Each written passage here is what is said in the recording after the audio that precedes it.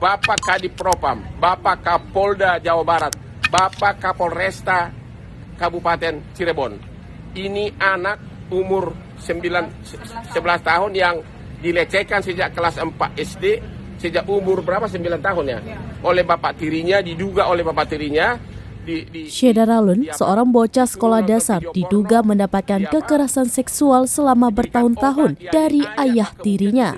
Terduga pelaku merupakan oknum polisi dan sudah diproses oleh tim penyidik Polres Cirebon. Namun karena ibu korban merasa kasus tersebut tidak berjalan baik, alhasil ia melakukan pengaduan kepada Hotman Paris.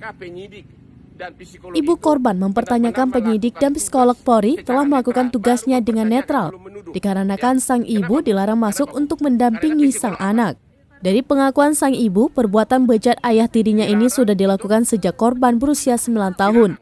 Ia menjelaskan terduga pelaku juga memaksakan korban untuk menonton video adegan dewasa sebelum melancarkan aksi bejatnya tersebut.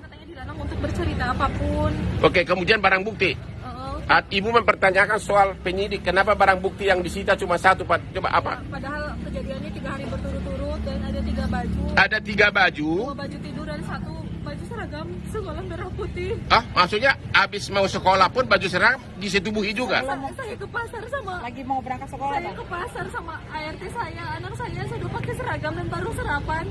Anak saya dipaksa untuk berhubungan.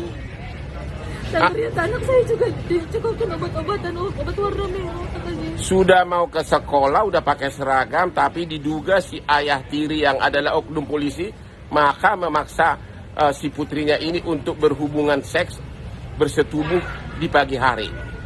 Ya, inilah dia ibunya yang menangis-nangis. Ya, jadi mohon kepada Propam Polresta Cirebon dan juga Propam Polda Jabar dan juga Propam Mabes Polri untuk turun untuk memeriksa apakah penyidik telah melaksanakan tugasnya secara maksimum. Ini ada pertama penganiayaan, kedua anak kecil dikasih obat-obat pil. Apakah itu obat apa? Tapi yang jelas menimbulkan halusinasi.